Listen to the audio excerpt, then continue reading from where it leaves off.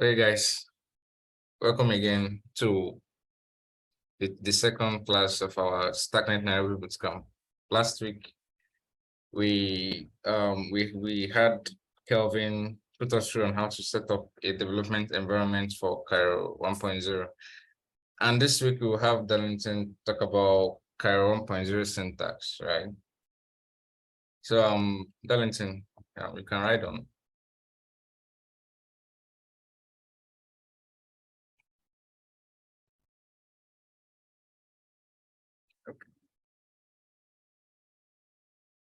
All right, can you guys see my screen? Yeah. Okay, cool. Yeah. All right, let me see the card. All right.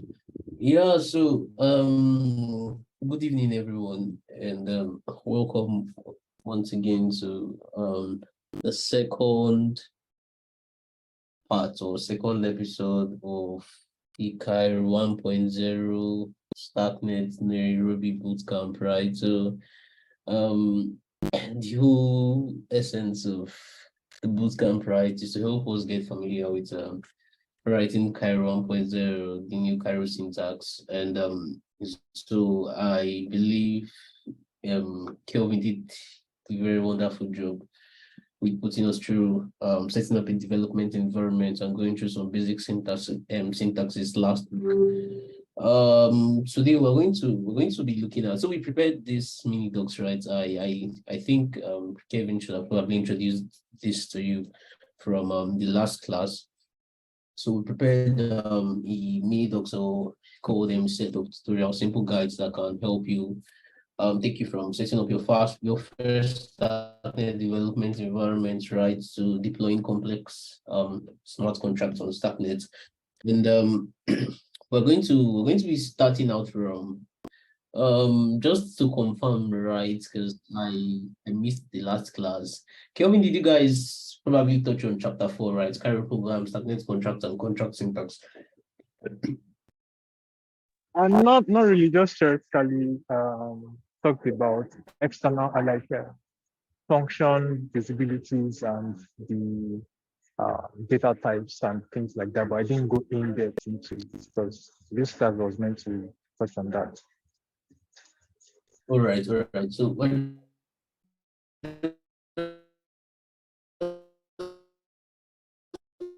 we're going to do brief run through some chapters, like chapter 3. We don't spend a lot of time here. So definitely the time allocated for this class is definitely too short to new syntax, right? New Cairo 1.0, but we're going to definitely do our best to ensure that we give a foundation which you can build upon, right? And so that was the essence why we prepared this set of documentations, right? So the things we couldn't probably cover during the bootcamp, you can definitely learn on your own from the Cairo 1.0 repo, the Starknet Africa, and also there's also the Cairo book, which is a set of very wonderful tutorials by the Cairo community. So this will definitely be helpful. It's very much more detailed than what we have in our GitHub repository. Should as good as, let's say, learning from the Rust book. So if you ever get hooked up, you could probably check the Cairo book. You should definitely check it. You will find it helpful. All right. So for those who probably wrote Cairo 0.6, I don't know if anybody wrote the previous version of Cairo, right? And he had one of the biggest confusions, or the strangest thing about it, right, was the fact that you had just this one data type called field, and this field data type was a very strange data type. It wasn't like what we are used to. Probably if you come from a programming background, probably written JavaScript or PHP or even Rust or whatever it is, right? These languages have multiple data types, fields, booleans, integers, strings, and the rest. But Cairo just had fields, and the field was like a 252-bit integer, right, within the range of 0 to x to p, right? So f is a prime number. So it was very efficient for computations as it allowed many arithmetic operations to be implemented using modular arithmetic techniques. So, but the failed data type had its own caveats. So, for example, it was possible to have overflows. And also, if we had to create a U in 256, for example, let's say you're implementing the RC20 token standard right on Starknet, you had to create a struct that contains two fields, a low value and a high value, to be able to like create a U in 256 right out of the field data type. So this was not the best developer experience, and a lot of other caveats to that Cairo 0.x came with, such as what was those called, implicit arguments, right? So you had to put all the strange arguments within curly brackets for each of your functions. And so there have been plans to migrate to a better programming language, and that was how Cairo 1.0 came about, right? Cairo 1.0 was very beautiful as it had very close resemblance to Rust. And for those who have probably written Rust before, you definitely find Cairo 1.0 easier to learn. So I'm just going to briefly run through chapter 3, chapter 4, but our main focus for this class is going to be 5, 6, 5, 6, 8. I think 5, 6, 8, and 11. So but let's see how far we can go before we run out of time. All right. So like I said earlier, yeah, Cairo 1.0 introduced a whole lot of new primitive types, right? So unlike Cairo 0.8, we still have the fields. But these days it's usually advisable, right, that your smart contracts, you avoid use of fields as much as you can. Sorry, please give me a minute.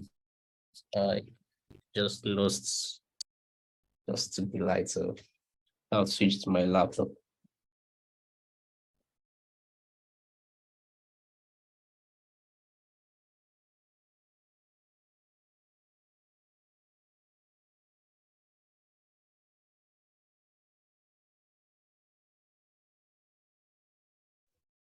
All right, can you guys see my screen?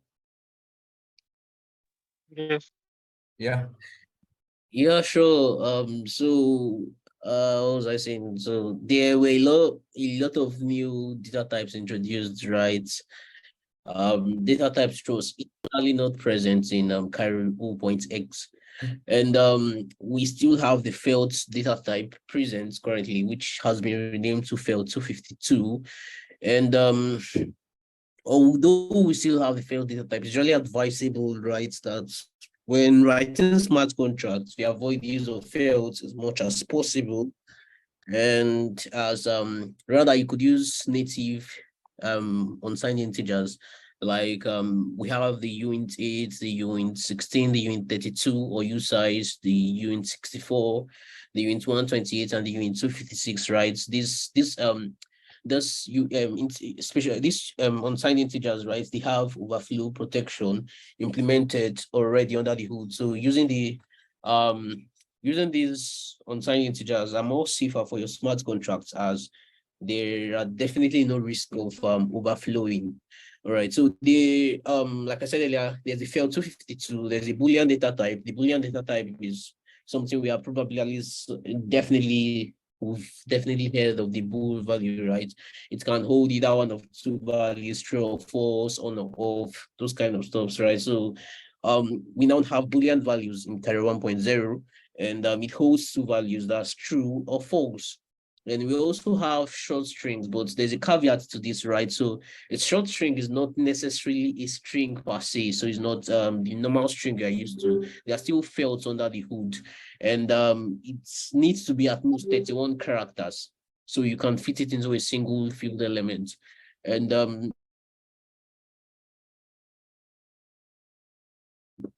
they're actually very useful for, let's say, creating assert error messages. And yeah, creating asserted error message is very helpful in tests too. All right, so we also have the integers. So these integers, they are, so we have the unit 8, the unit 16, the unit 32, the unit 4, and the unit 56. So these are the most recommended data type to use rather than in place of fields, right? Then you can create numeric literals. Numeric literals are actually very important because they can help you, they can help, for example, if you are creating, you're supplying arguments to a function. Let's try to create a sample contract. So I'm just going to see what's here. Now let's find something. Okay. All right. Let's go back.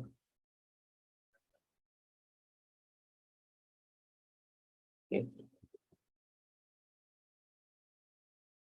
Right, so we're just going to for this the purpose of this tutorial, right? I'm using Scab, and I'm currently on Alpha 7. So the caveat with this is Alpha 7 contracts are not supported by Starknet, so we'll probably not be deploying any contracts today. We're not going to be deploying our smart contracts. I have an issue with setting up INV. I did some settings to my system, and I've been facing issues with installing PyEnv. So probably I'll fix that before our next class, and we are definitely going to try deploying using the Cairo Lang CLI. So, but for the purpose of this class, right, we're just going to restrict ourselves to Scab. So Scab is a Cairo package manager, simply a dependency package manager for Cairo. So to create a new project using Scab, right, just simply say Scab new. Let's call this Starknet Africa. All right. Oh, sorry, you can't have hyphens in names. Scab new Starknet Africa. All right, so we're just going to cd into Starknet Africa. And I'm going to open this my code editor. All right. So we're just going to demonstrate numeric literals. So I'm going to come here and I'm going to create a new file. Let's call this literal.cairo, and sorry, minutes.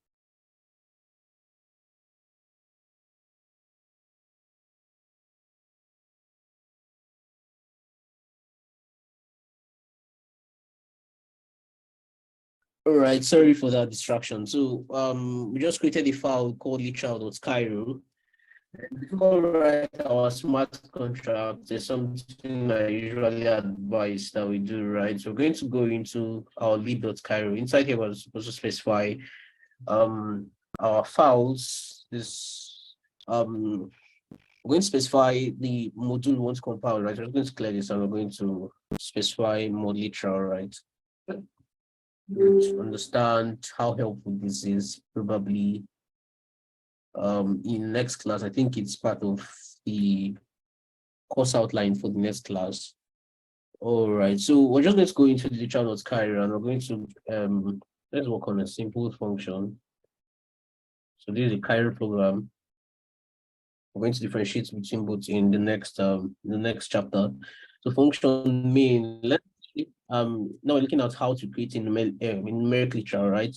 So we could, let's say, okay, function main, right?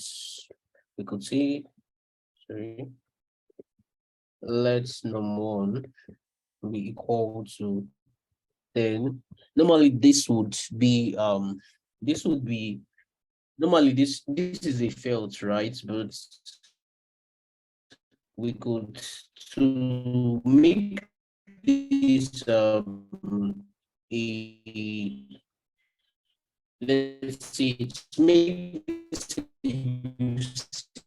64, we can simply create what we call a numeric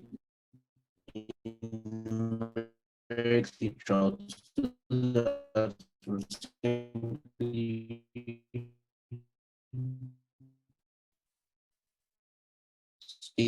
state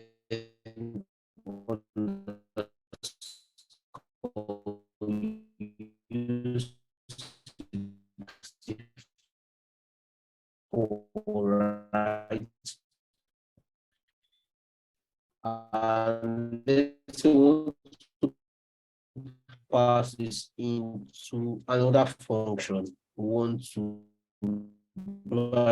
provide this. Okay, let's do two numbers. Let's get the summation of 2 in 64.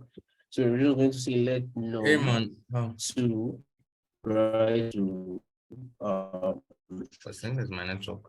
and it keeps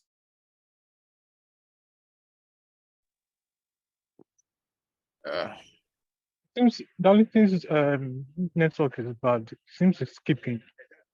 Yeah, actually, let me hit him up. Well, you join very soon. You join back very soon.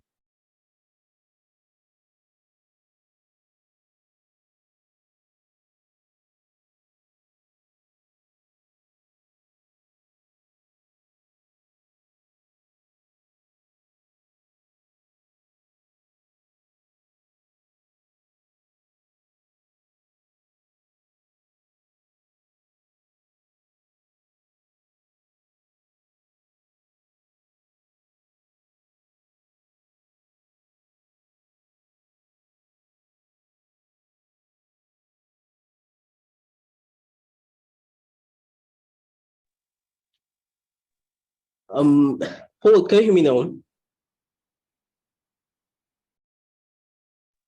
Yeah, I can hear you now.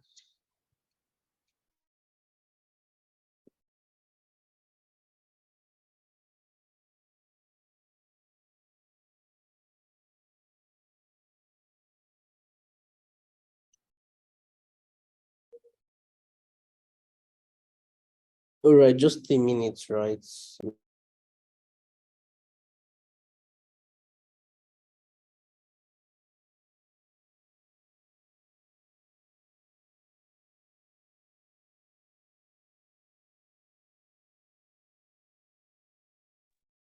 All right, is my voice better now? Can you hear me clearly? Yeah, yeah. All right, sorry, I have an location. My network is quite messing up today. Just once again. Right, can you guys see my screen? Yeah.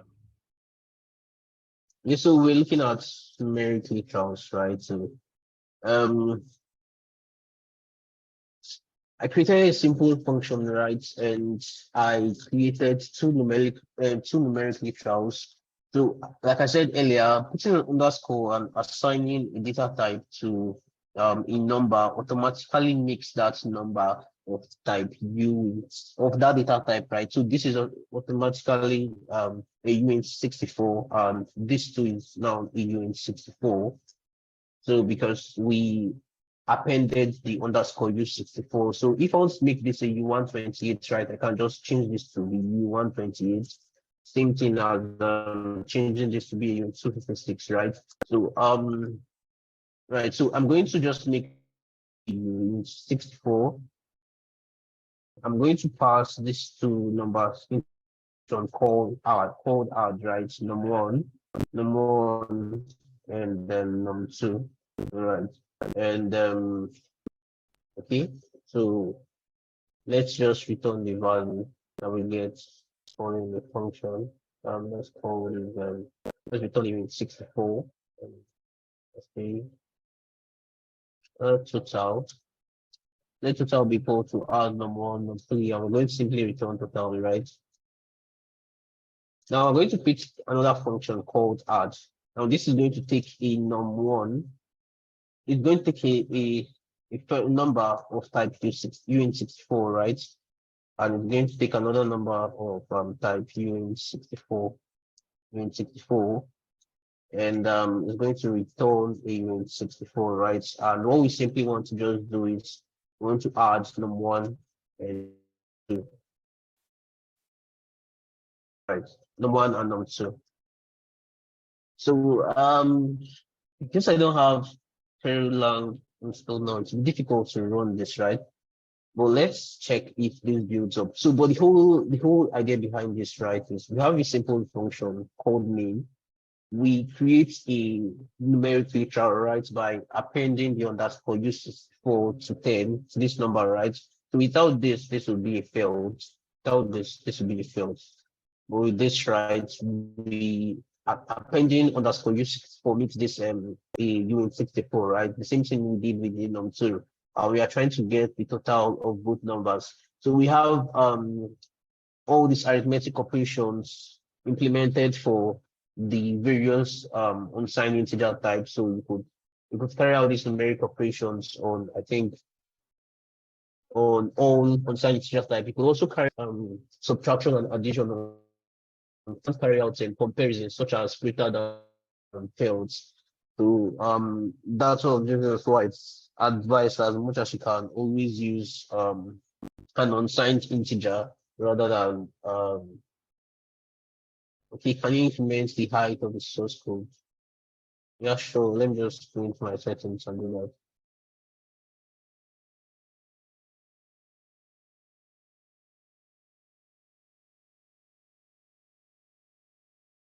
All right, is this better now, Louis?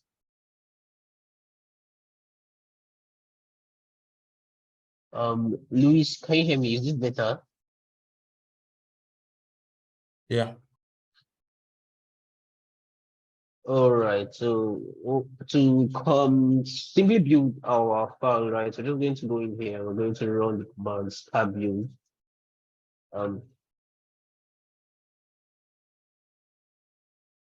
An error.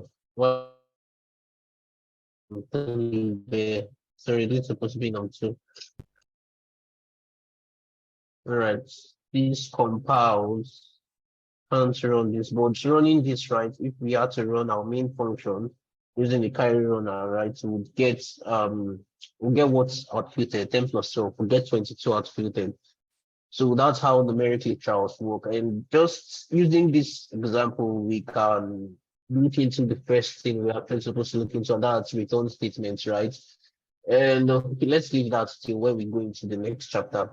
So that's just for numeric literals. What else are we supposed to look at, right? Okay, numeric literals. So constants. So we have data types called constants, right? Constants are fixed, just like their name, they're fixed, and they evaluate one integer field element at compile time. So constants basically are different from immutable values. We know that in Cairo are immutable, except you decide to make them mutable by adding the mute keyword, right? But constants are way different from immutable values, based on the fact that you can't make a constant mutable. They are fixed and they should always evaluate one integer at compile time. To create a constant, basically use the constant keyword, and it's compulsory to specify the constant type alongside. So when you are creating constants, you should always specify the constant data type, as you can see here. Then I think we also are going to be looking at enums in chapter 6. So we're going to be looking at enums and pattern matching in details. And in next chapter, we're also going to be looking at structs. So just to conserve our time, I'm just going to go into the fourth chapter, that is Cairo programs, Starknet construct syntax. Having different UN size lengths in Cairo, like in Solidity, it's part variable. Basically, having different UN sizes in Cairo, it's just like the way it is in Solidity, right? It only makes sense, for example, to use, for example, you can, let's say you are creating an age variable, right? That will take in very little numbers. You can actually decide to use smaller data type.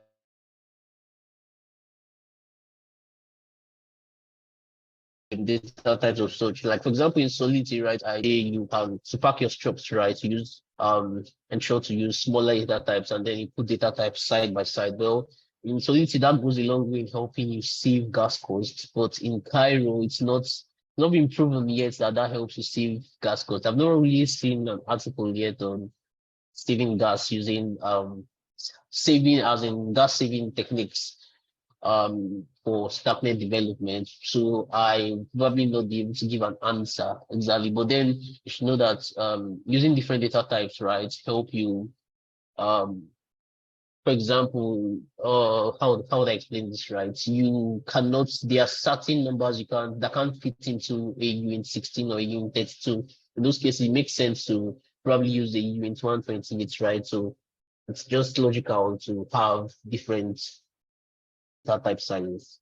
So but as regards receives got some notes out that and I'll give you feedback later. Right. So what's Cairo program, Starknet contracts and contract syntaxes. So basically a Cairo, I think we touched on this last week, but basically Cairo program is a sequence of instructions within the Cairo programming language that specifies the set of computations to be executed. So Cairo programs and Cairo contracts and Starknet contracts are similar in the fact that still Cairo you are writing. You don't write a separate Cairo for Cairo programs and probably a separate type of Cairo for Starknet contracts. But the major difference between the both is that a Cairo program needs to have a main entry point, and that's the function main. That's how the main entry point. But Starknet contracts have to be specified using the contract attributes. So basically, if you are going to what we have here is a Cairo program, right? If we want to convert this to Starknet contract, the first thing we need to do is we need to append the contract attributes. Then we're going to have to put this in a mode. Let's call this mode literal. Okay, and we would have no need for a main function, so we could call this just anything. Let's call this literal instead. So basically, the difference between a Cairo program and a Starknet contract, right? So the fact that with a Cairo program, you just how you must have a main entry point, right? If, for example, I'm trying to write a Cairo program, let's try compiling this first. Let's try compiling to confirm this works, right? So this works, compiling this, right? But let's assume we're a Cairo program with no main entry point. Get this up and this. Yep. So we do not have a main entry point in this contract, right? Right.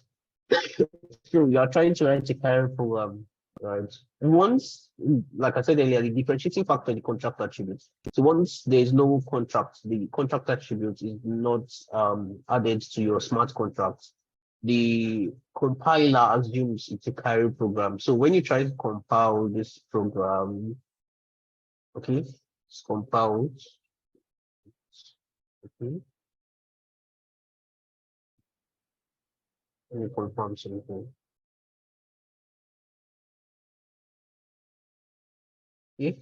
Probably that was wrong, right? It's actually meant to have a main entry point to do because if I can remember clearly, without the main entry point, you can't run your Cairo for the Cairo runner, right? The Cairo in the official, probably you are using the official Cairo lang CLI, you probably forked the Cairo repository, right? You definitely need a main function in order to run your programs because what gets run, right, is the code you have in your main function. So that's what the Cairo runner runs. So it's if you're writing programs, like I said, you should always have a main entry point. But if you're writing a Starknet contract, right, you need to specify the contract attributes for the compiler to know that we're writing is with Starknet contract. All right. So basic contract syntax is right. Looking into Starknet contract because that's like the main objective of this course to ensure that by the end of the class, right, or by the end of you're able to write smart contracts on Starknet. So we have a simple code here, right, which is an ENS contract. We have a simple ENS contract here. We're going to analyze this contract. I'm going to break it down, and from using this contract, we're going to explain what a constructor is, what imports are, what decorators are, and how to read and write to the contract storage. So I'm just going to copy this contract and I'm just going to paste this in my code editor. All right. So like we stated earlier, we start with specifying the contract attributes. All right. We start with specifying the contract attributes. We start with specifying the contract attributes. Then we have a module, right? We specify our contracts as modules. So we specify the name of our contract, we write this ENS module, and we start with importing specific methods in the library that we probably want to use. So most of these methods are imported from the core libraries. Let's see if I can get started. The Cairo core library. So just simply go to the core lib / the source folder, and inside here you have very useful methods that implement some certain functions that you could probably just import and use in your Cairo programs. For example, if you go into not Starknet, let's just go into Starknet or Cairo instead. So that's what exposes the methods. So I'm just going to go into the Starknet of Cairo. So if you come here on that contract address, you can see different contractor different modules and methods you can import and use. For example, we have the contract address, which you need to import in order to probably specify that in order to use the contract address data type. So let's say you are trying to supply a contract address argument. So in the previous version of Cairo, right, in Cairo 0.8, you would probably have implemented everything as fields. So even your contract address is still a fields. But Cairo 1.0 comes with a special contract address data type. So you can specify the contract address data type. But to do that, you have to first import this method. Then you have the contract address into field too. So if you, this is very useful for what you import to use, right, is this if you are trying to convert from a contract address to a field 250. And if you come here for each addresses, right, if you are trying to specify an Ethereum address, you notice that Ethereum address is different from Starknet address. I think Ethereum addresses are 21 bytes long. I can't remember, but Starknet addresses are way much longer, as all addresses on Starknet as we know it, right, are contract addresses, their accounts. We don't have externally owned accounts, EOs, as we probably have on Ethereum. So if you're going to be specifying an EUE from Ethereum, you could probably use the auth address method. Then they are also starting methods for class hash manipulations. Then some other useful methods probably use a lot while writing smart contracts, right? The get contract address, the get call address, the get execution info, getting transaction info, getting block timestamp, and the rest. So once in a while, you could just explore the core library, right? Check out some useful methods, and you definitely find one or two things used from time to time in your Starknet currently have a tool for generating templates for smart contracts depending on the desired functionality. Templates for generating smart contracts. Templates. I don't understand. Can you probably unmute your mic and show more light on what you're asking about?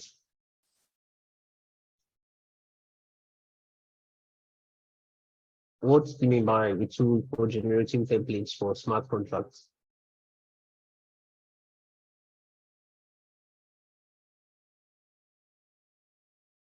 I don't know. Louis Laborie, can you hear me? Are you on the call?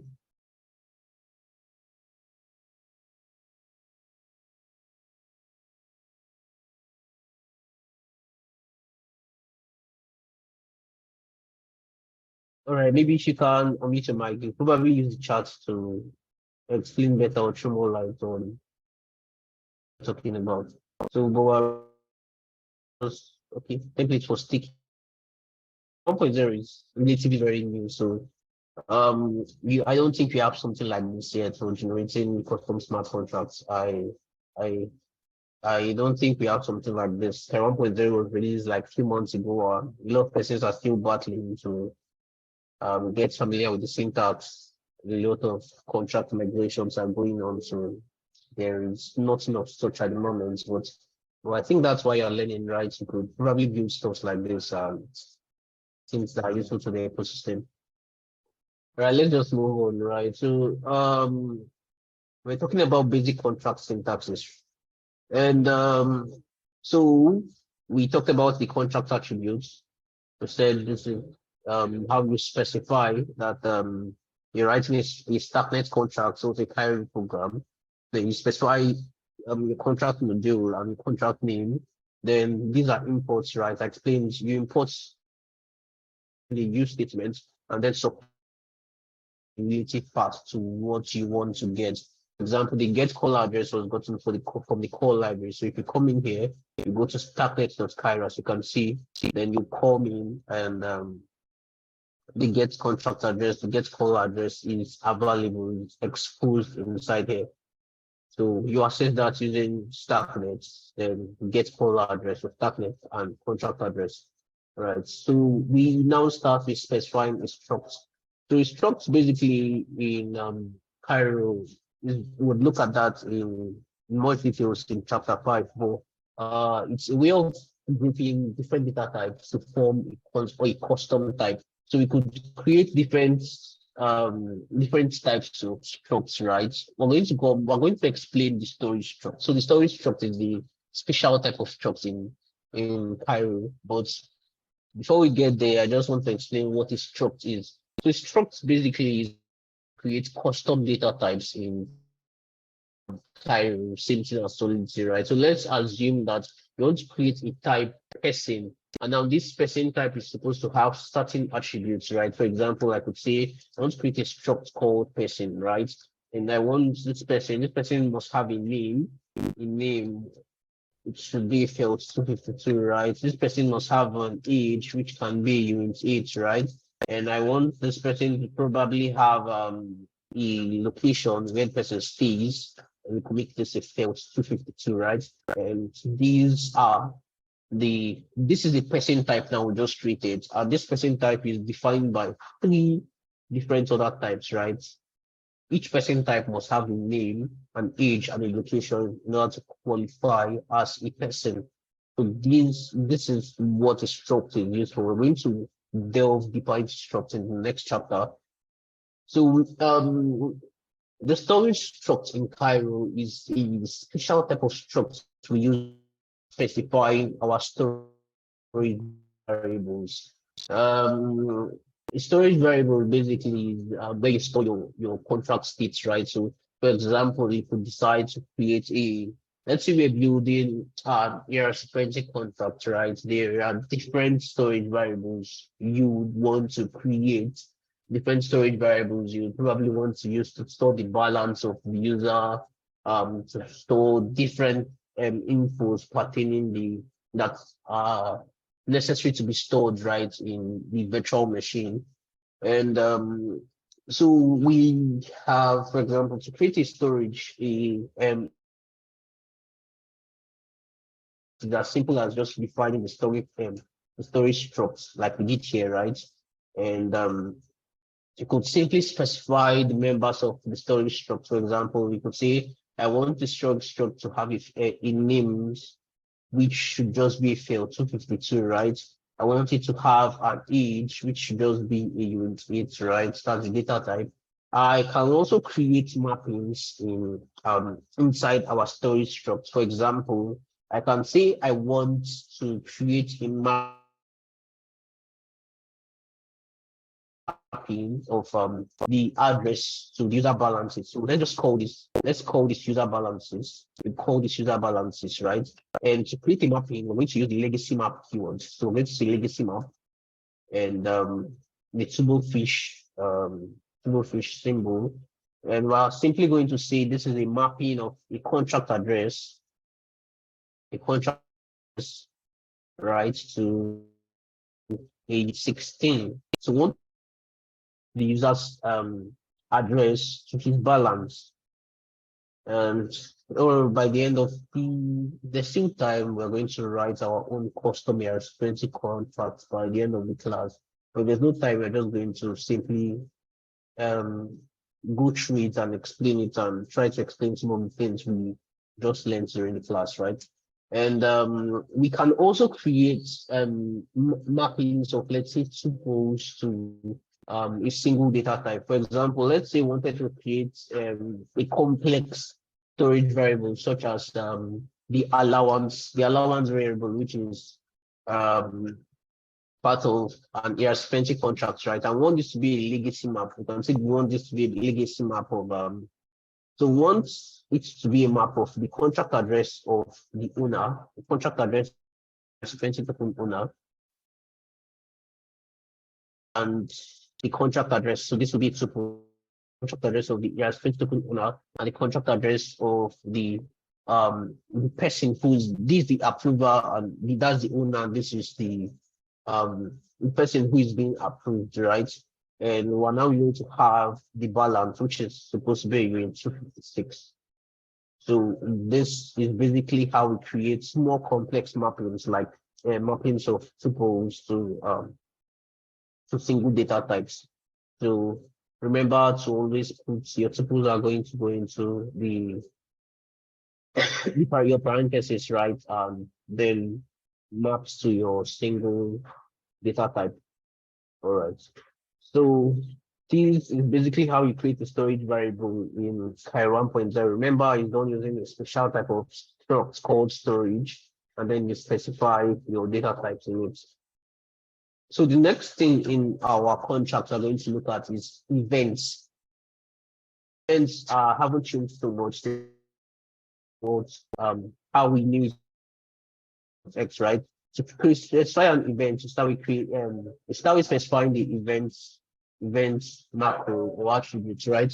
And then you write the events. You can now specify the events you want to, like for example, I can call this transfer, and we want to get the address of who carried out the transfer. So let's just call the sender. I'm going to call the sender out, and this is going to be a contract address. And we want to also emit the recipient, which is also going to be a contract address. And then lastly, we're going to emit the balance or the amount which was sent, right? And we're going to call this. This is going to be this is going to be a UA 256. All right.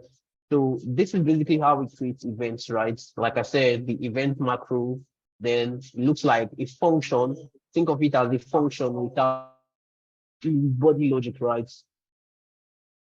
Similar to the way we specify interfaces. So events, I think this is actually wrong. I think a common standard in Cairo 1.0 for events, right, is that the event should be capitalized, right? The first letter should always be capitalized. So, but in our contracts here, we have an event called stored name, and we emit. This is how we create events. And events are emitted, right? They always get starting information from our smart contracts, which are emitted and can be used by probably external applications or applications that don't directly have access to the state of our smart contracts. So we need to emit an event after it is created, right? And so emit an event basically is actually very simple. We don't do the emit usually doing some doing protection. You can just simply specify remember emitting events in body, right? We're just doing this because we're trying to give an example here. So we specify the sender, right? The sender is probably whoever it is. Let's just assume we have a sender variable, the recipient, and lastly the amount which was sent. So this is basically how we emit our event. This is basically how we emit our event. So just to recap, right? Events. Let's see what we covered thus far. Okay, we've not covered decorators yet. Okay, so we're looking at events. So covered imports, we've not covered functions. That is strangely not even in this chapter. We'll cover events in details, right, in chapter 7, but it's important we already touched on it. So when we get there, we'll probably skill faster. All right. So just to recap what we just said, events are contracts and useful way with which external applications, let's say, for example, a front-end client can communicate with your decentralized application, with your smart contracts, right?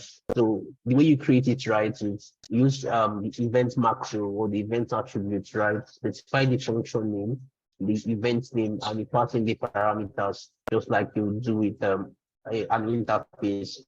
The next thing we're going to be looking at is let's look at what a decorator is, right? So the Starknet contracts, right? A decorator basically is a special annotation. Let me see if I can increase the size of this. Let's just increase the size of this. Yeah. So the Starknet contracts basically decorators are special annotations that modify the behavior of certain functions or methods. So just as you can probably notice, right, with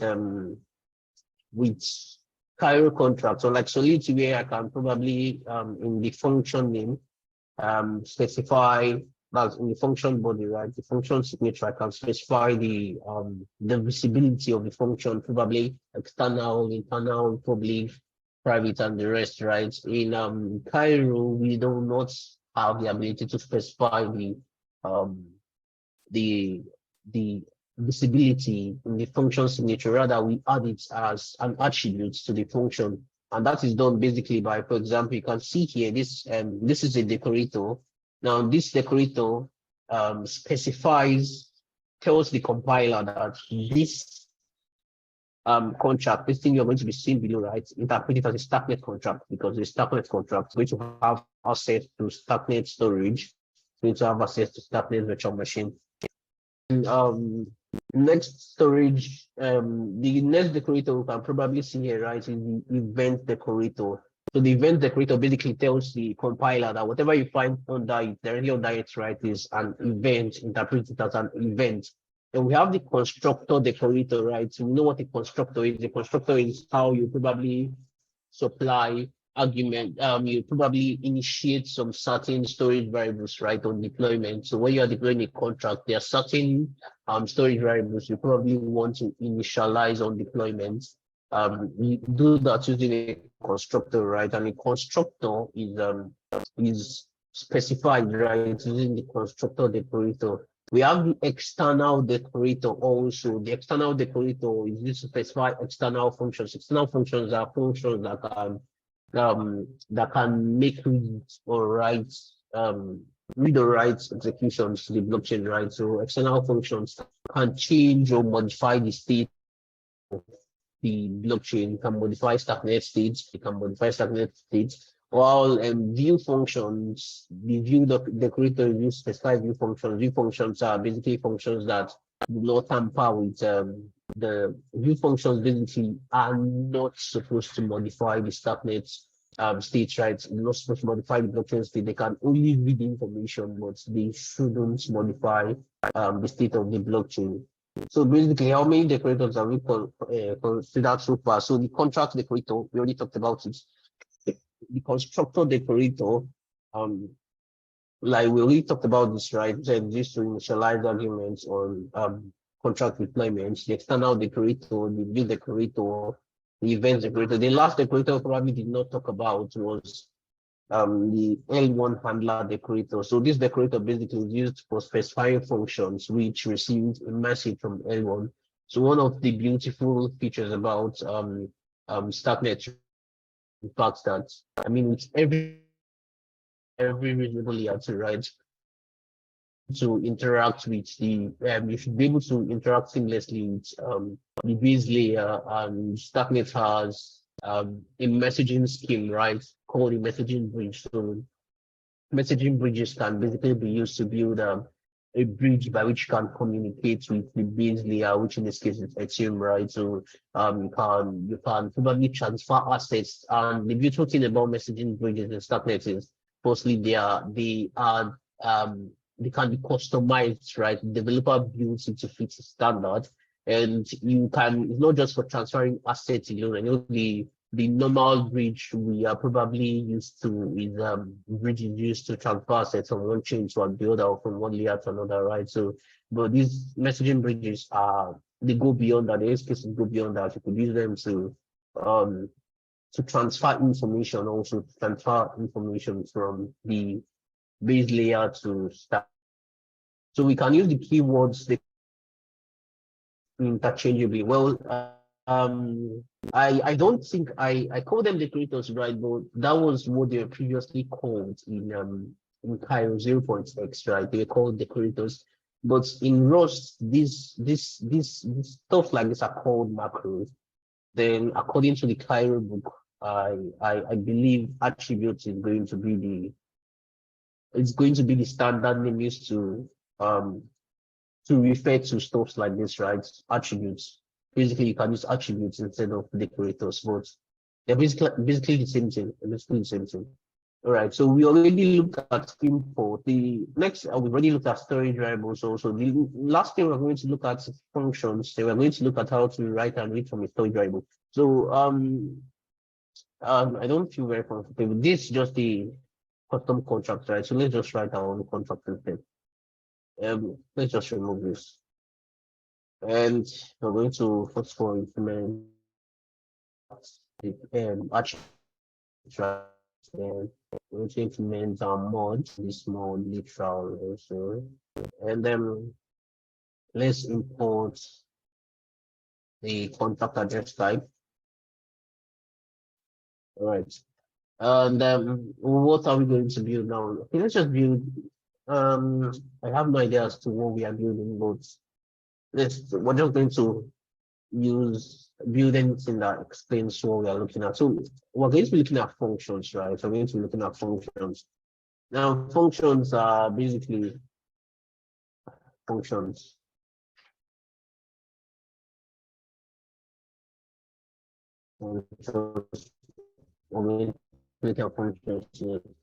So functions basically in Cairo 1.0, right? They look very different from the normal thing we are used to, and they look a lot similar to what.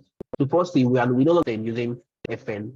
So we start with the function name. The function we're going to just use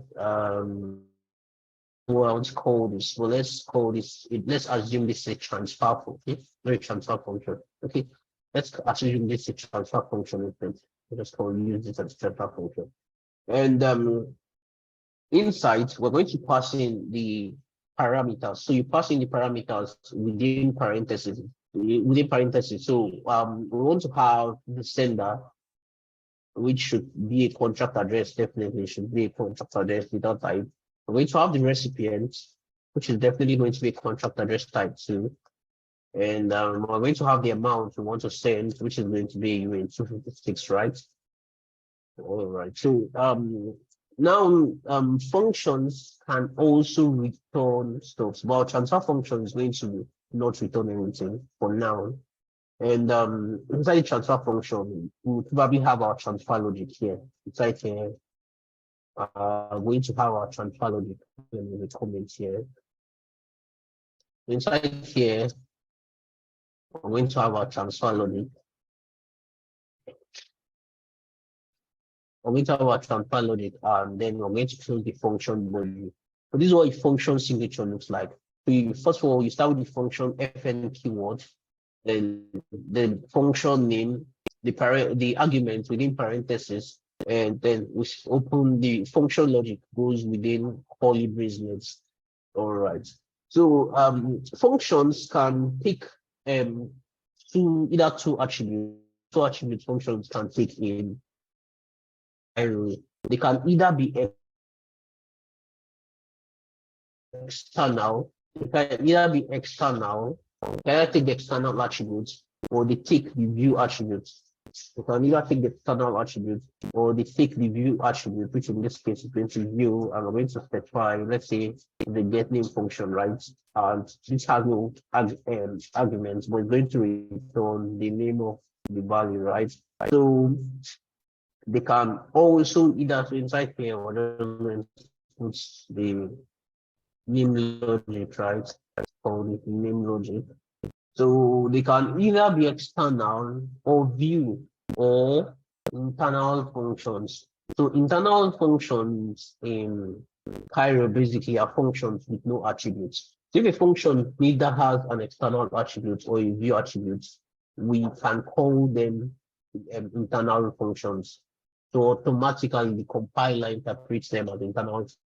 So let's create an internal function numbers just like we did previously. Use U64, number two of U64 to and return the 2000, right? So basically, we want to just do number one plus number two, right? And we're going to return the value. So now over to return statements, right? Return statements of function can be in two types. So the first is you can return a function by not adding a semicolon. So just like in Rust, this is the feature that you can also find in Rust, right? If you do not add the breaking semicolon, automatically whatever is the result of that expression is returned by the function. So if you do something like this, for example, there's no semicolon and then you don't specify return value, and you try to build your contract, let's see, we still have one more problem. Our modes is cool. And then you try to build your contract. So you're going to get an error, right? Because you expected to return something, but you found no return value. It's supposed to return something, but you found no return value. Okay, sorry. This is from all the return transfer logic. So I'm just going to comment this. Right. So basically, to make this function compile, we want to add we want to tell it we want to return a U64. And this is supposed to be return something. Let's say probably let's call it the failed 252 rather than return the name. The name is not data type, right? That was one of the reasons why we got an error. So we want to return a data type, the U64. So in Cairo 0.x, right, you would have probably done something like we'll do return total and then do something like this. Done. But because in Cairo 1.0, sorry, I was distracted for a minute. In Cairo 1.0, you do not necessarily need to specify the name of the return type. You just simply specify the data type that should be returned. So as we were saying, if this is not closed up right, you automatically returns this. For example, number one plus number two. If we try to close this up and then return something, I believe this should clear. Which runs build, right? As you can see, we get an error. It says expected core integer. We expected an integer of 64, but we found none. Found type none. So basically we can return stuff by removing the semicolon, which is the first type of. Now if we try building this again, let's play this and try building this again, right? We're going to compile it successfully, right? And now we can actually return functions. We can do return the value of this, explicitly specifying the return statement. I think this should work, right? Exactly. You can actually add the return keyword to specify that I want to return this. The shorthand for doing this, right? Like I said earlier, it's simply removing the return keyword and returning the semicolon. But note that you cannot, the return value has to be the last thing you are returning, right? If you are going to be using this syntax, it should be the last thing you are returning. You can't have after this command start having other expressions in here. You can't have other expressions in here. It has to be the last thing you are returning. All right, so I think that's about functions. Like I said earlier, just to recap, right? We have external functions, view functions, and internal functions. External functions are specified using the external macro attributes. The internal functions are specified using the view attributes. Our internal function have no attributes. So exactly, this is an internal function, cannot be accessed outside outside the contract. All right, so we talked about state variables, right? We talked about state variables. Now we're going to look at how we can read and write from state variables. So quickly, we're just going to draft a simple ENS contract, right? So we want to start with specifying our structs, our story structs. And we want this to have a legacy mapping, a mapping of legacy map, right? And it should be a mapping of contract address, right? So it's 252. All right. That's just the only thing we want to have here, right? And then we want to have, let's have an external function. Like I said, external functions, they modify the state of the blockchain, they write to the blockchain. So we're going to have an external function that writes our name. So we're going to say function set name, right? Set name. And we're going to be taking the name we want to set. We want to set, which is going to be a type of field 252, right? And we are not going to be returning anything. So inside here, the first thing we want to do, right, we want to get the address of the caller. So let's just simply say let's caller because to get call address, right? And we're going to simply import that. So let's say let's use Starknet get call address. All right. So use Starknet get caller address, and once you get the caller, and simply now this is how we write to storage variables, right? If you came from Cairo 0.x, right, we know that we do something like names.write, and then you pass this in. But in Cairo 1.0, we use the Rust method of calling, the Rust way of calling methods, right? So we just simply say names write, and I'm going to write the name. The first thing we're going to write is the caller, that's the contract address.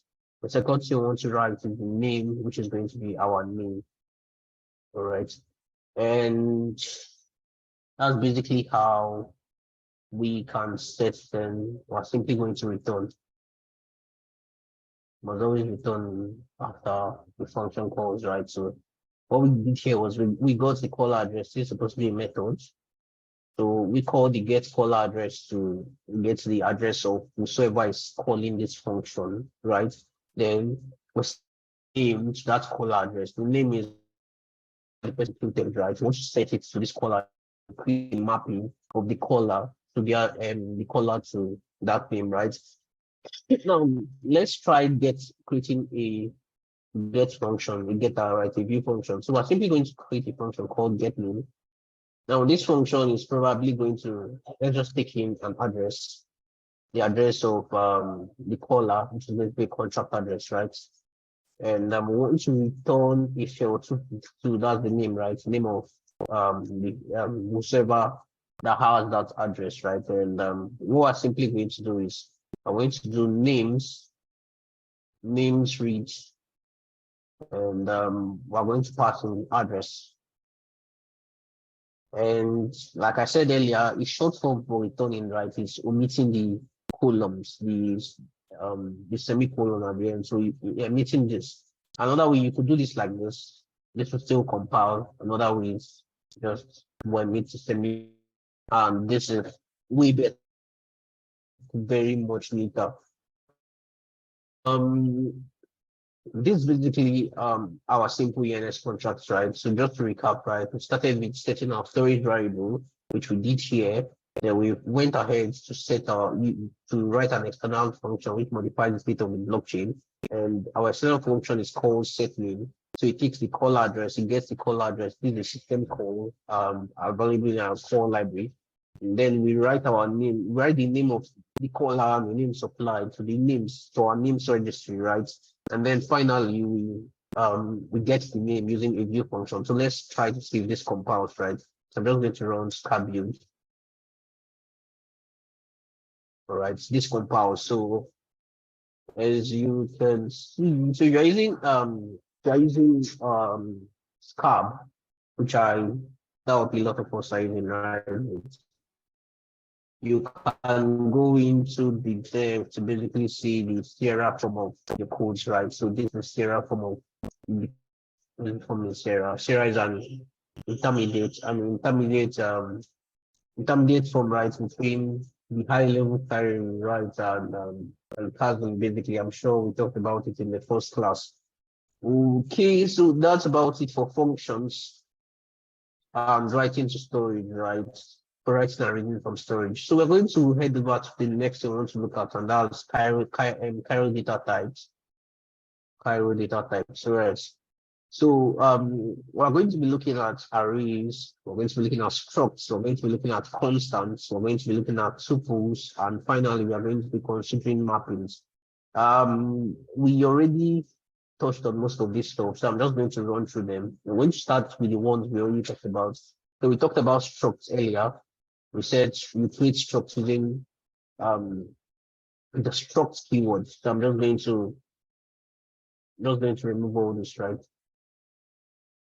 Minus info for the functions. Right. So structs in the struct keyword, right? So for example, structs are used to create custom data types. So let's say the definition we have it for structs. Structs is a data structure that serves as a blueprint for the creation of a custom group of related values. So you can combine different data types to create a single data type. Can do that using a struct. So for example, I said we can create a struct called the person, or let's create a struct called the student, or a list of students in a particular department. So each student, right, each person with a type student must have a name, right, of L252, right? Must have an age of type, let's make this UH, must have a department. Person must have a department, which is a string, so it's going to be L252. And what else can the person have? Okay, let's say the person has the grade. The person has, let's make it a score instead of 100. And make it a U16 instead. So these are the types implemented for this student type, right? So we have a struct. Like I said earlier, this student type automatically becomes a type. Now let's look at how we can use structs, implement structs, and we've not talked about treats and implementations, but you can create methods that can be called by a struct. We're going to do that later when we look at treats and implementations. You can create implementations and methods for certain data types such as structs. All right, so it's also important while you create structs in Cairo,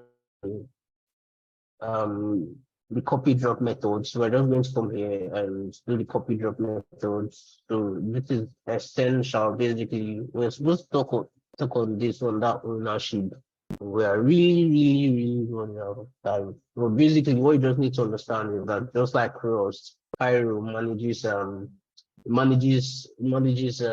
access to the memory using a form we call the ownership method, right? So like other high level languages that has probably other languages, high level languages like JavaScript has the compiler does this by default, right? Clears up on use memory, but in Cairo you have to Cairo, just like Rust, gives you the ability to do this yourself, right? And I think it's one of the features that makes Rust one of the most loved languages, right? The ability to manage memory efficiently. So basically, you should just note that copy and essential, because sometimes it enables you to prevent some ownership errors you run into, such as your value was moved, your value was dropped, and the rest. You just always remember to implement this the copy drop attributes for the struct. All right, so to use a struct, right, let's create a function. And we're going to call this function create students. Create students, right? And each student has to have a name, of course. Name of type fields, 252, right? let me see if there's any example given here so that we could copy and paste this. Right, yeah, there's an example here because we're this same 15 out for 5 minutes left, so we're looking if we could. Okay, let's just continue with our custom implementation. Just for better understanding, right? I believe understanding is doing more better than questions. So each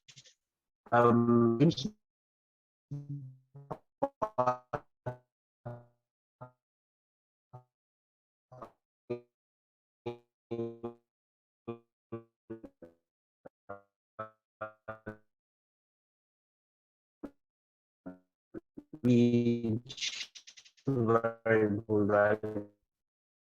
Each is going to be of type U each, right?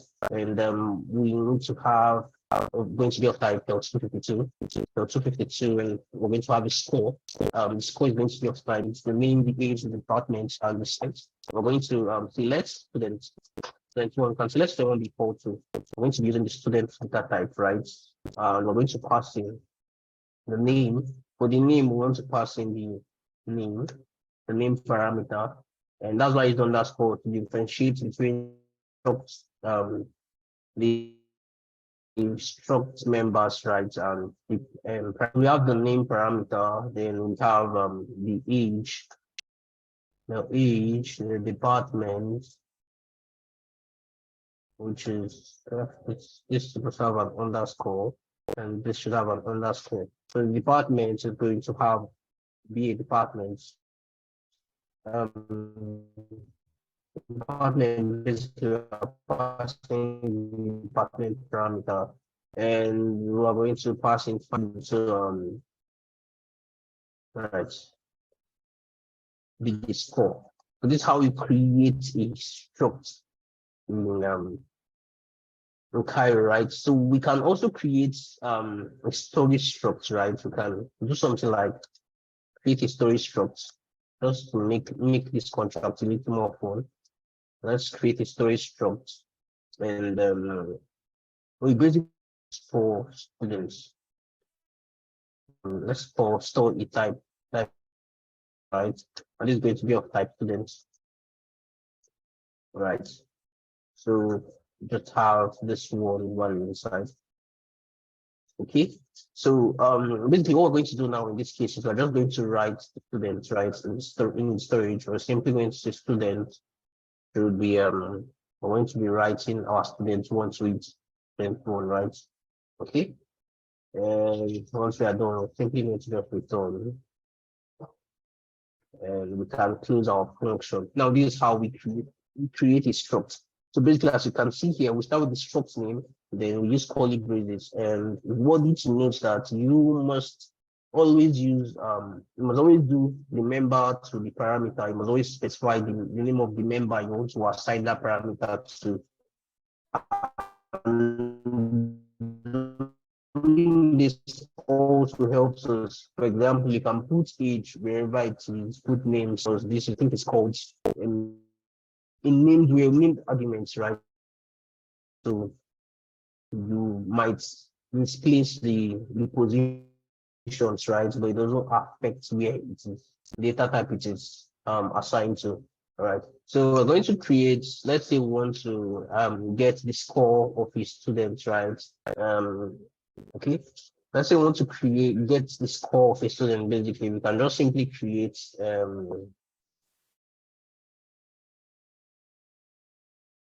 the student score.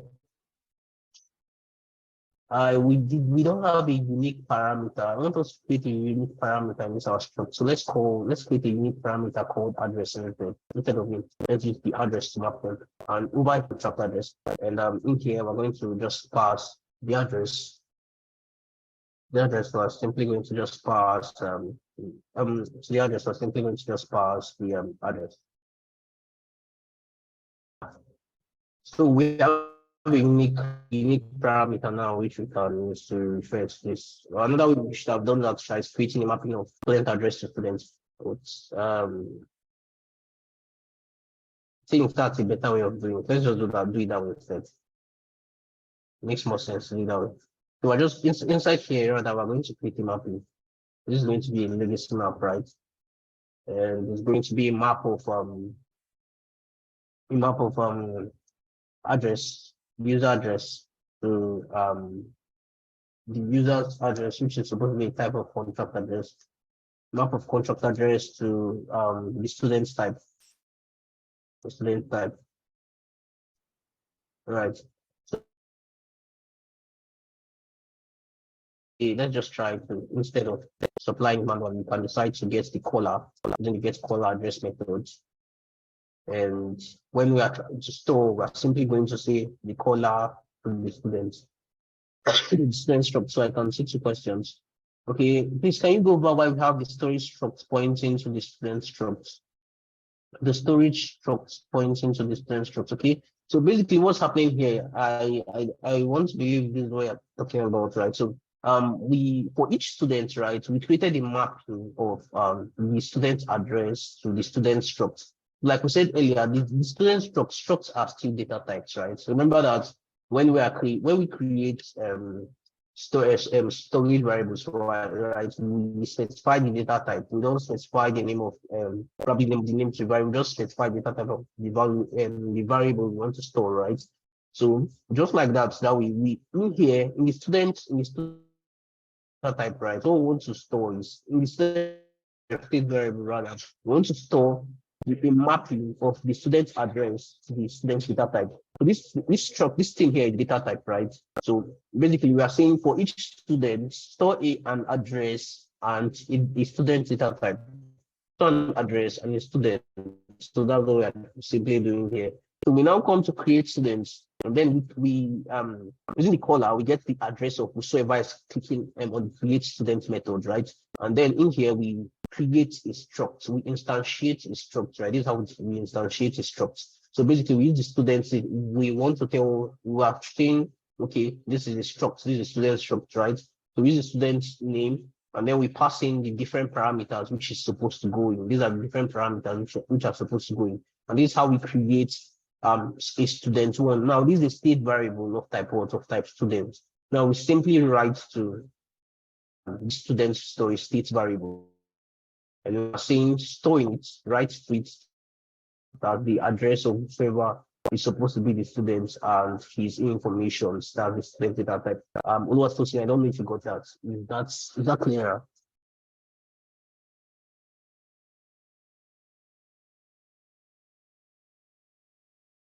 Oluwatosin, can you hear me? Yeah. All right, thanks. Okay, so we're going to simply create another for getting student score. And to get a student score, basically, we want to supply the address we want to get for. And this is going to be of type contract address, right? It's going to be of type contract address. And that's just all we need, right? So what we're going to simply do is we're going to say, we're going to first get the full students, right? We're going to say let students be equal to, okay, let students, then one, let's just separate the names, be equal to the students, right? And I want to read from what we want to read, right, this address. Now this will return the structs. Now you should know that this student one is of type students, right? Is of type students. All right. So to simply read the student score, right, we can say student score. I want to return it, right? So I would simply say return. The student score is supposed to be what, unit 16.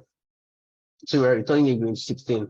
So we'll come here and we'll say one way we can do it, right, to say let's then score, right? Let's then score equal to student one. And this is how we read from structs. We just use the dot notation, basically student one dot score, student one dot score. All right. And then we can now simply return student score. And we have our function completed, student score. All right. So basically, what this function does, right, is we pass in the address.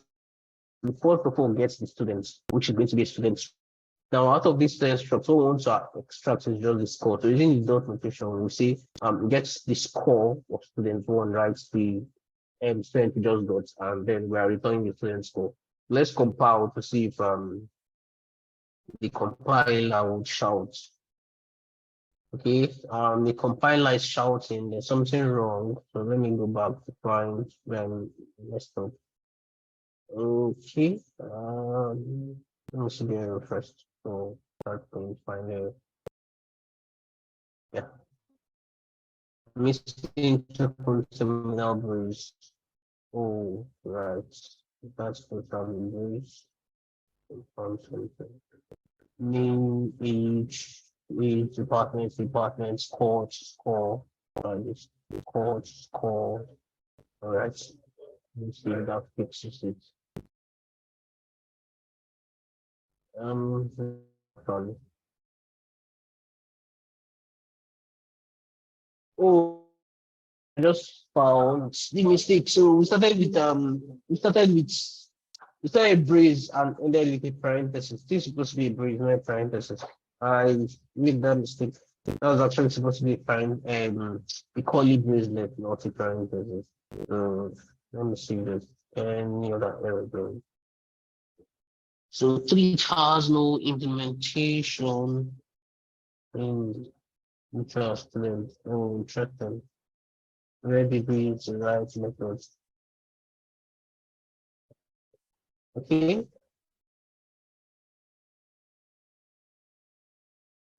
This is actually struct. Simply writing basically. Let me get says no compile separate.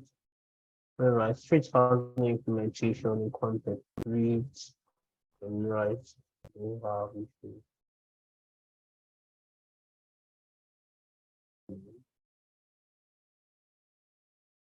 One reads has issue. Alright. Trying to find where I need it. There's maybe too much run of time.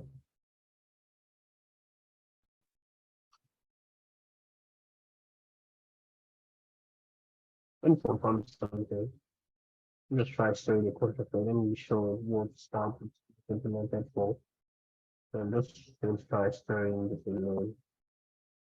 I'm just going to try reading this. Of course, it's going to try an error here. I'm going to just remove that for now. And remove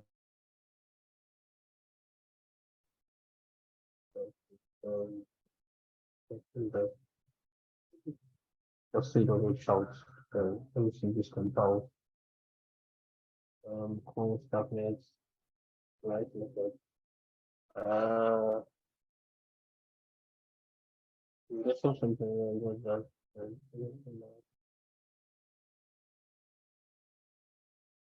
This is strange. What's happening here?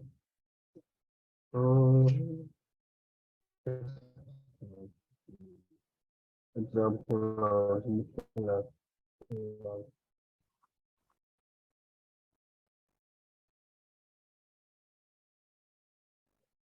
what exactly is your right to same user student anyway? Okay, let me try something. I did not have enough time. Run out of time, no time. So just going to confirm something.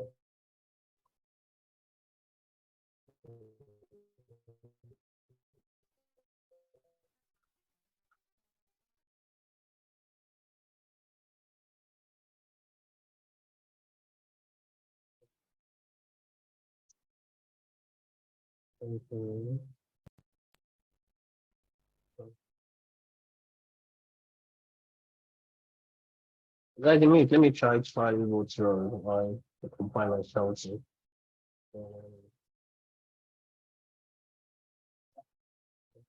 I will just let it make it simpler. Okay, yeah, that's true. This is going to this is no longer mapping. So we just want to okay, so I made a mistake. It's going to be that's right. And then right color.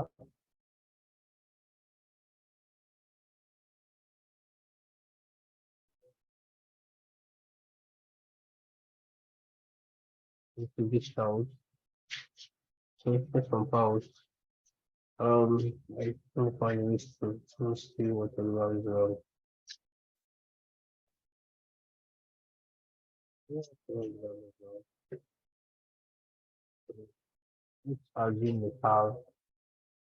have a struct. I think that's where the issue is. We have the struct, and we're trying to write this.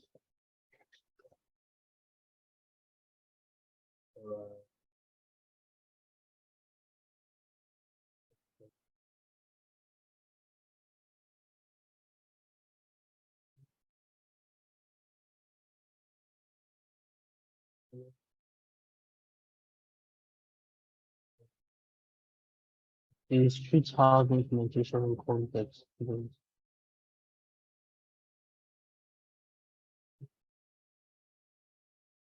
I think there's an issue trying to assess the rights for the student strokes, which I'm not sure where it's coming from. So because of time, we're just going to move on. I'm going to fix this later, and I'm going to talk about this in the next class. So I'm having issues with writing to the storage variable containing the struct, the student struct, the student struct. So I'm just going to check off on this function later. And I'm going to get back to us in our next class. That's probably next week Monday. Right. So reading that, what we're looking at structs. This was the structs we looked at, right? The next thing we're going to be looking at is constants. I said structs, constants, tuples, and mappings. So constants are, like I said earlier, are what they are, just like their name implies, right? So I'm just, because I don't want to tamper on this contract, I'm just going to Hi, Darlington, can you hear me? I can hear you. Okay, that line 21, you use student instead of students. It could be. Oh, students. Yeah, I changed this later. No, I don't think that's an issue from. Let me compound students. Okay, students, right?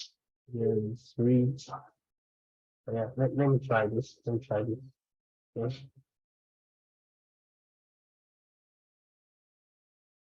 Establish. Yeah, it says street housing implementation in context. I'm thinking that for history structs, I'll probably have to write. They probably have to write an implementation for accessing the storage. I just realized that I've probably never written to structs within the storage before, but my best guess is you probably have to write an implementation for storage access for structs.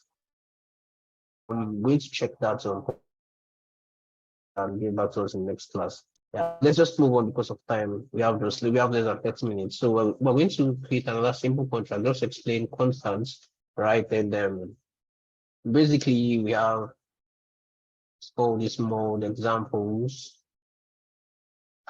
mode examples, right? And create a constant, use the const keyword, and specify the constant name in capital letters. So let's say I want to create a constant name, right? And you just specify the data type of the constant. This compulsory in within your functions, you might decide to do this or not. It might be optional, but when you're specifying constant names, it's compulsory for you to do that, right?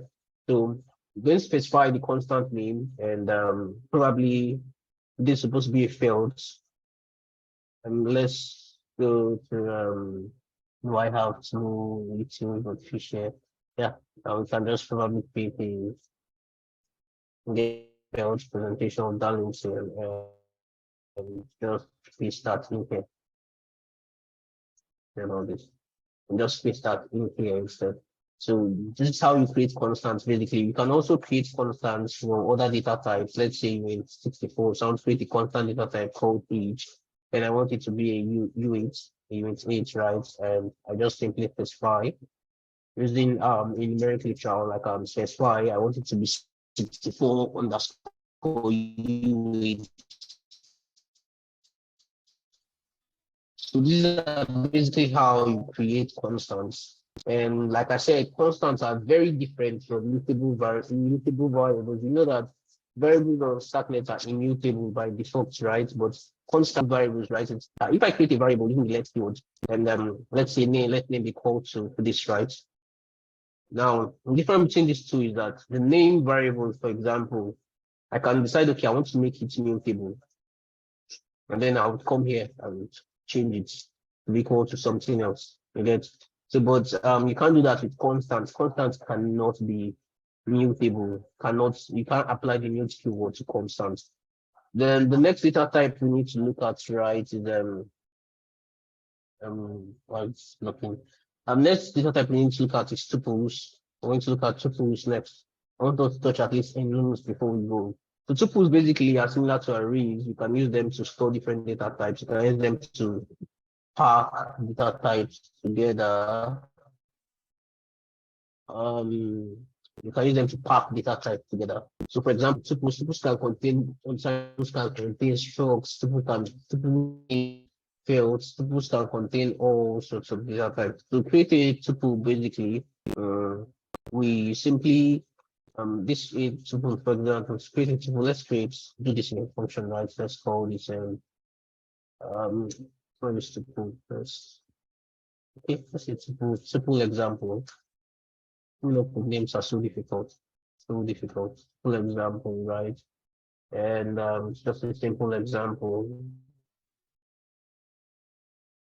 So we can create a tuple by doing something like let what name should we use now? What do we say? Test tuple. Okay, let's use this instead. So let's test tuple, right?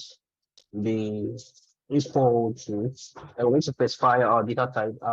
We can put different data types in. For example, we can put in a UH8. We can decide to put in UH64. So we can even decide to add a struct to it. For example, create a struct and struct for person, right? And this struct is going to have name, which is going to be filled, and probably an age, which is going to be age, right? And then we pass the structs into the tuple. So this is basically how you create tuples, and unpacking tuples is similar,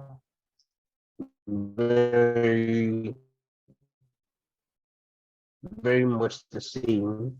So to unpack a tuple, basically, you first of all specify the variables you want to unpack them in, and just point them to the tuple. For example, you can see let's first, second, and third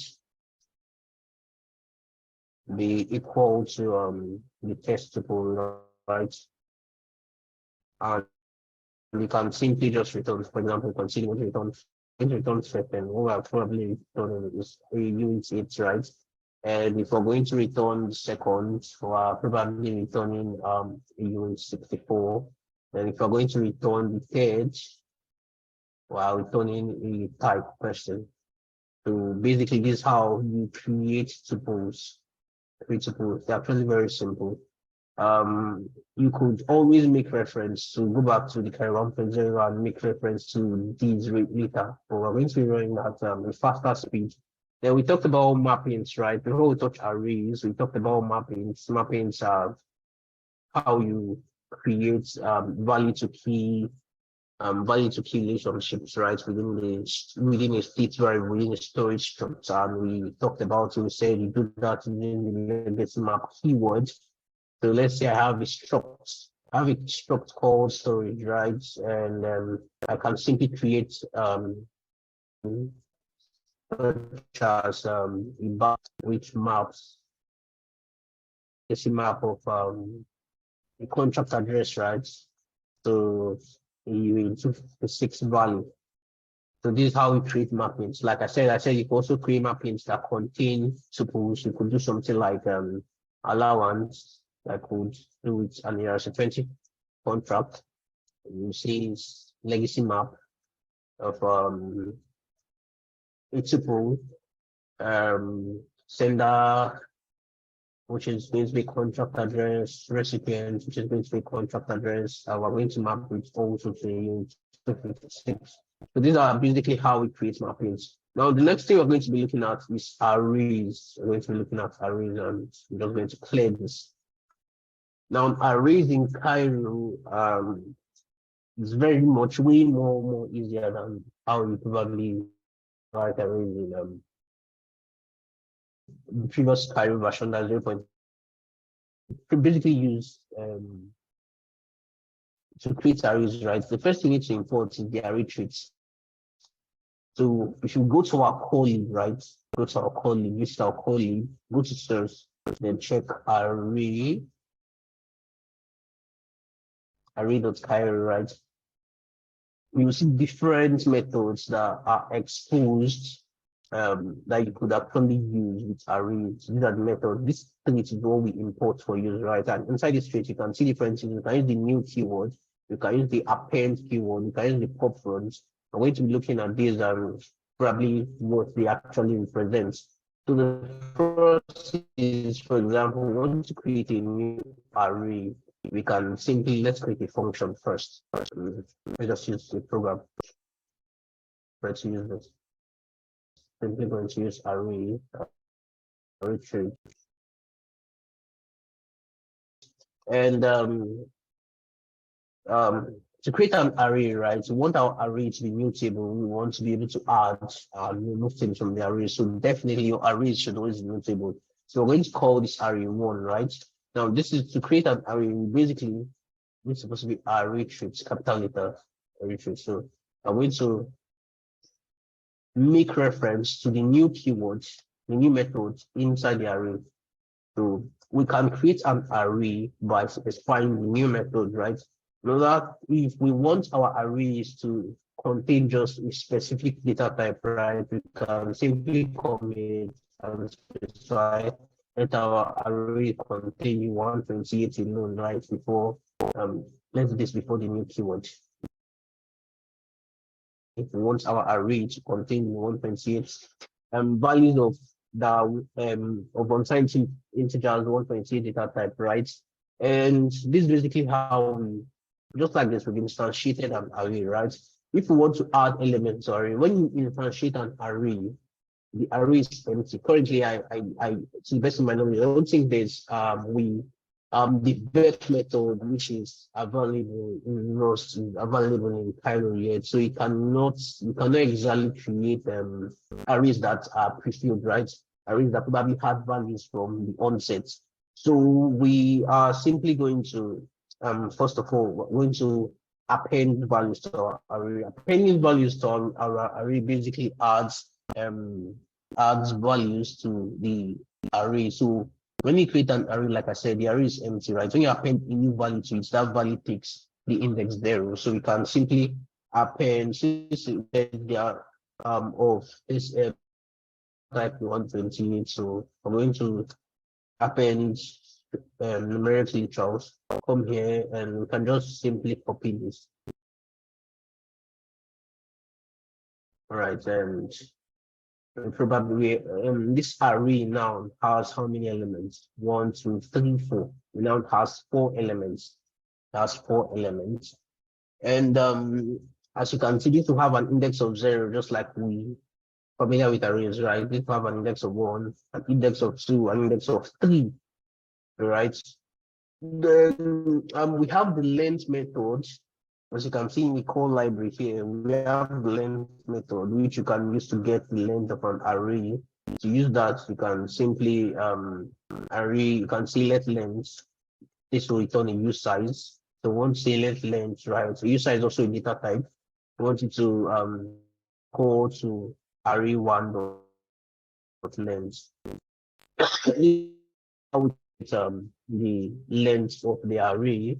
We can also use the pop fronts, the pop front method also, which can be used to remove an element from an array. So the pop fronts basically are steps step the index of the array member you want to remove, right? So let's say we want to remove something from there. We can say array 1 pop front. I want to remove 0, 1, 2, 3, index 3, right? So running this, right, when we're done, right, if we now try to print an array, we probably have to use, but we wouldn't be able to do this because we don't have Cairo running here, right? So I think it's usable print. So that will enable us to do something like use the print method, right? If we had the Cairo runner, which I'll try to install before our next class, when we try to print 2034, but shift key has been removed. So that's what the pop front method does. It removes the array elements at that particular index from the array. Then we have the span element. We have this empty element. So this empty element basically returns a Boolean value. So basically, when we use this empty element, we're saying array1 dot is empty. We're asking is it empty? If it's empty, returns true. If it's not empty, returns false.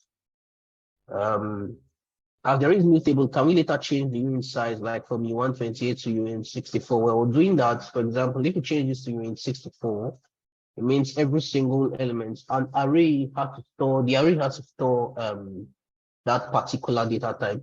So this will be changed to UN64, this will be changed to UN64, unless our compiler will shout UN64 and this to UN64.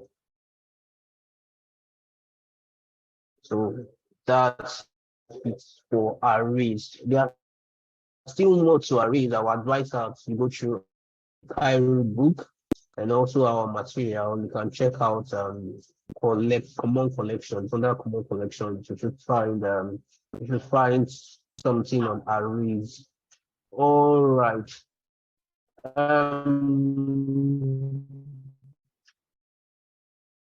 We have like 13 more minutes to go. I wanted us to touch on Enums before we go, but it looks like we wouldn't be able to do that today. And ERC20 contracts, go over an ERC20 contract, see how a full Starknet contract looks like before we go, right? So probably in our next class, we're going to look at, we're supposed to look at Starklinks, but we're going to find time to look at chapter 6. We've already looked at events, right? For more info on events, you could check out the events chapter, that's chapter 8. There's the ownership and reference, which is a very important topic to be discussed. And then there's a lot of topics that we need to touch, right? Treat and implement. But let's go through the ERC20 contracts. I think I was writing an ICO contract recently. Okay.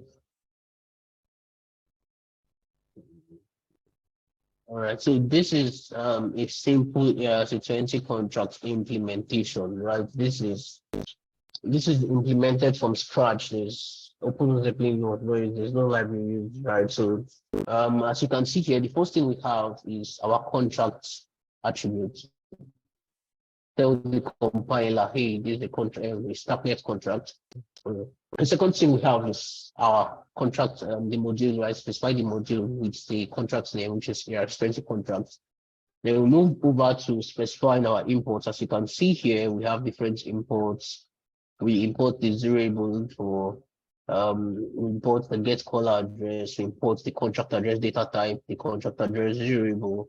All this will be used within our contract, the traits into, traits trying to, option traits. I think the best way, considering the limited time we have, right, the best way to touch on all these will be using the Starklinks challenges, right? If we decide to go through it from chapter to chapter, I really doubt we'll be able to really cover all the 17 chapters, but we'll be able to cover more by playing out with Starklinks. So I think that's what we'll look at doing from the next class. Then we have our storage structure, right? Our storage structure stores the name of the token, token decimals, the token total supply, the balance is a mapping of the contract address, the address of the owner to the owner's balance, right? And we have allowances, which is a mapping of the spender and the recipient, the spender, and the person who's allowed to spend, right, to the allowed amount to spend, right?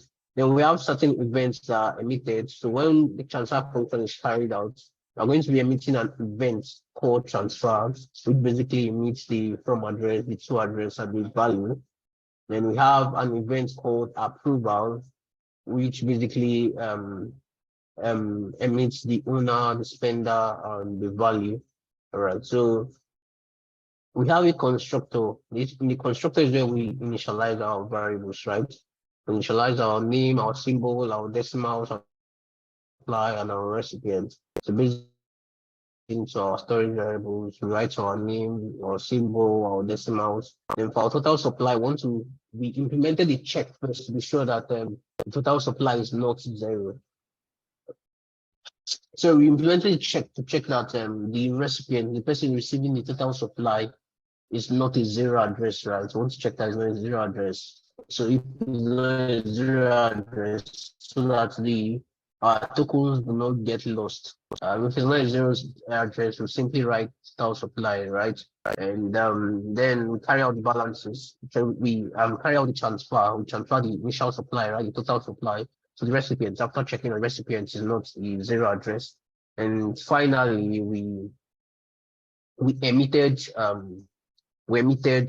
the transfer event, right? Because basically, although it's a constructor, there's still the transfer function being carried out when we're assuming that we are transferring the total supply or the initial supply to the recipient, right, to be probably the owner of the contract or something. So to create a 0 address, we use the contract address zeroable methods, and we call the 0 methods. Then we supply the recipient and the initial supply. So that's how we create our constructor.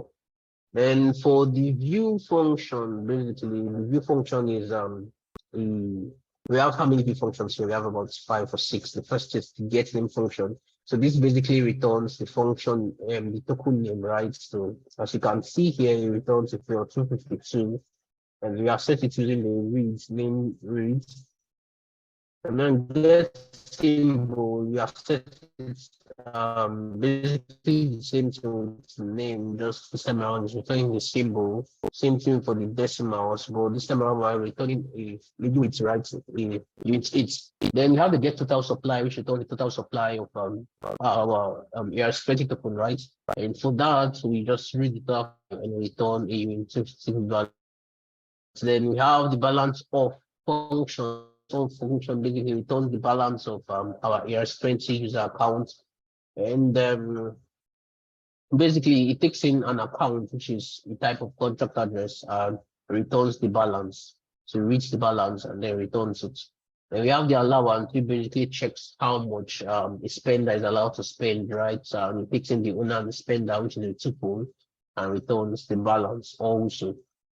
Then finally, that's the final view function, right? Then we have our external functions, right? The first external function we have is the transfer function. Now in here we implemented an internal function to help our transfer. This transfer helper is an internal function that contains our transfer logic. It contains our transfer logic. So going down, you can see the transfer helper function. So as you can see here, you take the recipient and the amount, checks that the sender is not a 0 address, and basically it carries out the transfer. So the transfer logic, right, is the balance is deducted from the sender, and then it is credited to the user, and finally emits the transfer event. So the next external function basically we have, right, is the approve. And as you can see here, the approve function also implements an internal function, approve helper, for the approve logic. So basically what it does is, as you can see here, the approve helper, it first checks that the spender is not a 0 address, right? And then it simply writes the allowance at the amount supplied, right? So the owner spender amount, writes it to our legacy mapping storage variable. And finally, the approval the approval event is emitted. So we just have 5 minimum. Then, as you can see, last we have is methods. The spend allowance. Basically, this allows so what this method does, right? First of all, we get the current allowance by reading the allowed amounts that the owner gives to the spender, right?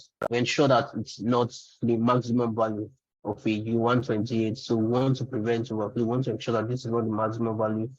That is less than basically less than the maximum value of a U128. That's what we do. That's what this logic does, right? So we check the current allowance but low. Since this is the U56, right? It has the U1 high value. And check it and ensure that it doesn't exceed the maximum U128 value. And finally, if it doesn't, right? If the allowance is not limited, we basically carry out the approved helper function. That's this. So basically, that's a reactivity control. So when we look at treat and implementation, learn how to this is. So basically using once we learn how to create interfaces, creating interfaces in Cairo is done using treats. So an interface in Cairo, this is what an interface in Cairo looks like. We do that using treats. The treats that has the ABI attributes specified on it, right? So we're going to learn about this in the coming weeks. And possibly we're going to create an ICO contract. So these are ICO contracts. So basically inherit the interface. Now, as you can see here, using the interface, we can call different functions on another using the interface dispatcher, which we're going to learn. I think that's in the 4th or 5th week. So I think that would be about it for today. I would advise, because of time, there was a limit to how much we could do. Or just go by it. At least we looked at from chapter 3 to chapter 5. So try to look at that and also go through the Cairo book. It will help you gain more understanding basically on most of all these things we've talked about. And I think we would call it a day here till next week Monday when we'll be playing around with Starknet.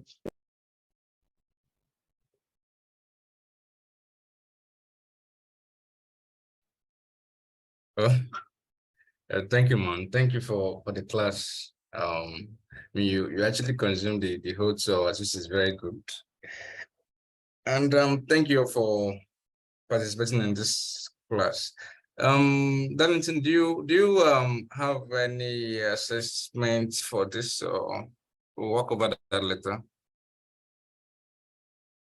Well, I would say the students, right, they should try playing around with Starknet and also reading Cairo. I'm just going to send a link to Starknet. So I'm going to be playing around with Starknet right from the next class, but trying it beforehand would help you, give you more knowledge basically about Cairo syntaxes, and it will be helpful for the next class. So I'm just going to let's check Shami. Okay, yeah. So from next week, we are going to learn by doing. We're going to start learning from Starknet, and yeah. So if you have any question, you can always ask in the group chat, or you can message but asking in the group chat will help every other person to learn. You can message Darlington, Kelvin, Gospel, or any other person that is admin in the group to help you answer your question. If you don't want to do that, you can just ask the question in the group chat, so it can be attended to. So thank you for joining today's class, and the video recording for this will be available by tomorrow, and the next class will be same time next week. That's on Monday next week by 6 p.m. Nigerian time and 8 p.m. Kenyan time. Yeah. So good night, everyone. Nice. Thank you for the Nice. class. Thank you, Darlington. Bye. Thank Yeah, bye. you.